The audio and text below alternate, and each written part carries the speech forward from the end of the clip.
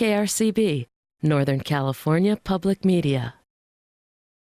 The project I'm doing actually is walking in the forest with them and recording uses of medicinal plants. On the next episode of Natural Heroes, we had become one of the top high schools in waste conversion. We have compost bins in classrooms, in the cafeteria. It's not about yourself, it's about community. When I think about sustainability, when I think about preserving our environment, I'm thinking of the future generations after me. Major funding for Natural Heroes is provided by Alice's Garden. Experience the wonder of nature with pure and natural products.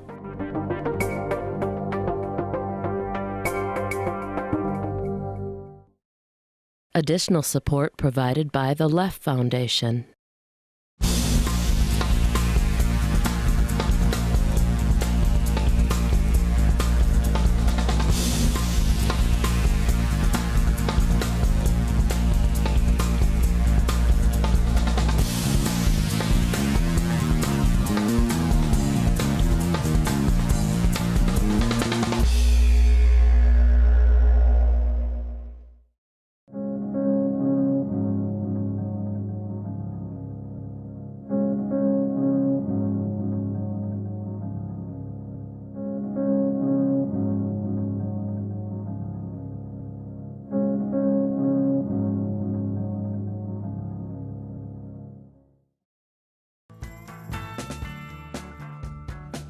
Everything makes a difference.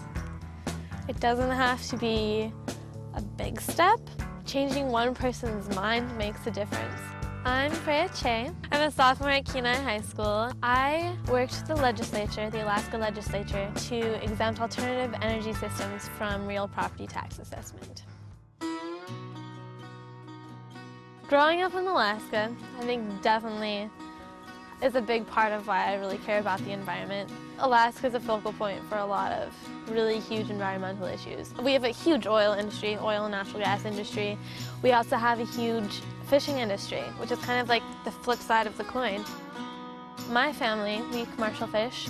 I mean, it's a lot of hard work, but it's a livelihood for my family. And if it's ruined, that's just crazy to think about. Alaska wouldn't be Alaska without fishing.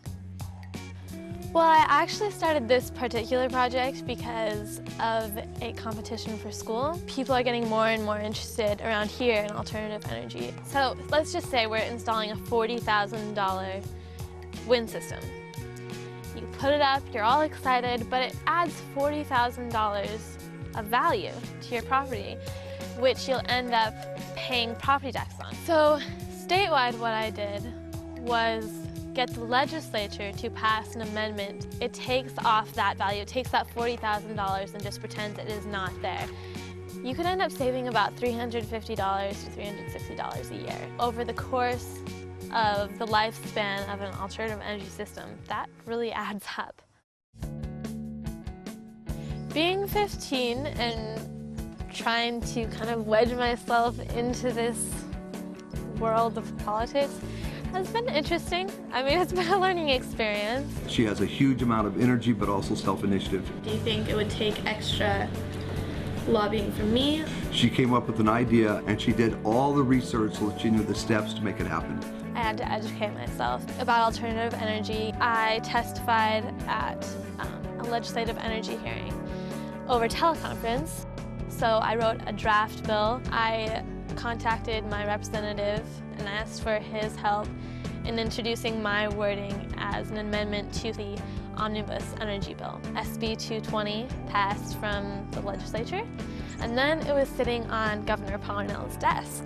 I got to have dinner with him because I won the Caring for the Kenai competition, and a couple weeks later, SB 220 was signed into law. I think the most surprising thing I've learned is that I actually can make a difference. I got an amendment passed. It's hard to say no to a young person. This indicates that young people who have an interest can, in fact, have influence on government, can change ideas that people have, and that every single person is important. The Alaskan legislature, they were great. Now it's just getting each borough and municipality to jump on board. I hope it'll help the alternative energy industry in Alaska grow and flourish, and that this exemption will spread all over the state. After people talk to me for a little while, they'll realize that I'm not just doing this for a little project. I actually want to be involved. I think what I've done is a really small step, but it's a step towards sustainability, which I think we need a sustainable future for everyone.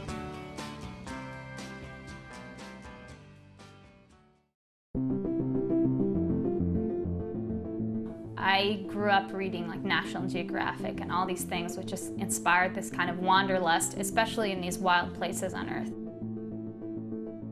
My name's Varsha Vijay, and I work with the Waurani Indians of the Ecuadorian Amazon to promote conservation ethic in their territory. We're talking about the area scientifically designated as Amazonia, the Amazon Basin.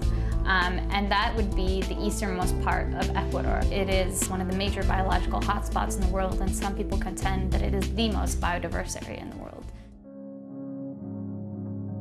The tribe I work with, the Waurani, were completely uncontacted by the outside world until the mid-60s. So these are people who have relatively limited time interacting with the outside world, but it's been a very tumultuous time. One of the big threats that the Waurani face is from oil exploitation. They need to learn things in a way that is going to be easily communicated with the outside world, because the reality is that communication is happening whether we want it or not. The question is how to raise their voice in the dialogue. Intercambio cultural is something that anthropologists and missionaries have always used with them because it means like cultural exchange. But information exchange is really important too. My project, the one I'm working on now, is called Fortificando el Intercambio. Even the most educated anthropologist writes in a way that makes you feel like these people are somewhat primitive in their knowledge. But that doesn't mean the knowledge isn't there. So the question is really how to take that knowledge and make it digestible in a way that helps them protect their own territory. So I took this idea from the discipline of community-based mapping, which means that you allow people to tell their own story of what things look like. In the past it was cartographers and all these people who go in and tell them what this area looks like, but you may miss the things that are actually worth noting to them. Cultural landmarks, ecological landmarks, hunting grounds, and also to set boundaries. So it starts with just a piece of paper and markers, and they draw out what they think their community looks like. And using that marker map, we go out into the jungle trying to create community-based maps using GPSs, which is really simple and also really rewarding for them. You teach them how to use a GPS, and the young person is teaching the old person, but you take them into the forest and the old person is teaching the young person. Now the project I'm doing actually is walking in the forest with them and recording uses of medicinal plants. And this is another way to connect the younger people with the knowledge of the older people. What is this plant? How is it used? What is the name in their traditional language? And what I hope is this kind of sets a precedent that even work conducted with them should be done on a quality that would be acceptable, in the professional community. Gangata. ¿Cómo es? Gangata. Y eso sirve para diarrea que se hace de los raíces. The takeaway may not be exactly what I'm doing, may not be the map project, may not be the medicinal plant book, but part of the methodology or part of the information that's imparted may inspire you, whoever you is, to do something. Put the pressure on people who are, cutting down their territory in a way that, once those boundaries have really been established, once the threats are understood, then you can deal with them. It's about creating a bridge between these two very different worlds that are really, in the end, not so different and not so unconnected. So often, we see on the TV some issue that really tugs at our heartstrings. But if the information isn't out there, if we don't feel like there's something we can do about it, then we won't.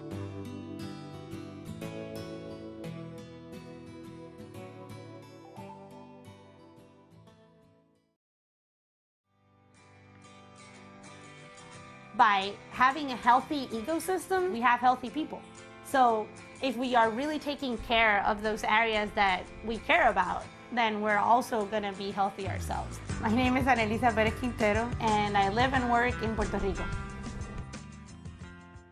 Gaia is Grupos Ambientales Interdisciplinarios Aliados. It's basically an organization of organizations. We look at a problem that we're worried about as a community, and then we tackle it through different ways. Este es el área donde se quieren construir los hoteles. Este es el San Miguel Four Seasons y este es el Dos Mares Resort. Our fight began about 8 years ago when the big hotel industries were saying that they wanted to build in the area. The Northeastern Ecological Corridor is a strip of land within the northeastern coastal part of the island. It's basically an area full of all sorts of ecosystems. It has around 900 species, and it has the best remnant of pre-Columbine forest in the whole island. Así, entonces van tirando acá el bebé. So we started meeting up with different people from the community, and we created what is now the Northeastern Ecological Coalition. It started with the surfers, who were the first ones who heard about it, and then with the fishermen. Finally, the Sierra Club also came in, which has been one of the older organizations that have kind of headed the whole campaign. Annalisa is one of the campaign leads for our effort to protect the Northeast Ecological Corridor and have it returned as a nature reserve. In 2005, a law was written called the 2105. Everyone approved in the legislature except 3 of the legisladores. They basically killed the law, and that made us try to run to the governor, and he actually signed an executive order to protect the area. So the new governor that came in decided to eliminate the reserve, although he promised that he would maintain the reserve, not letting any of the hotels do anything in the area until everything is resolved. And the way that we're trying to do it now is by doing a new law and just proposing new legislation. When we lost the Northeast Ecological Corridor, she snapped to attention, bringing students together, young people, members of the community.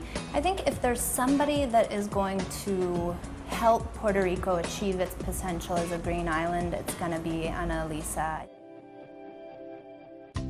I really believe that the corridor is a model for the way that we would want to see the island, because it's developed in a very well thought of way. It's basically been an effort that has linked many different sort of arenas that are very important into building an actual management plan.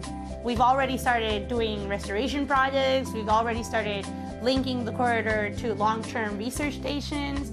We've already started doing so many things in the area that even if it doesn't get declared by the governor right now, because I know it will eventually, we've already just kept on going. I mean, we're not really waiting for anyone in the Senate or ever, anywhere, to just declare it. We've already declared it ourselves.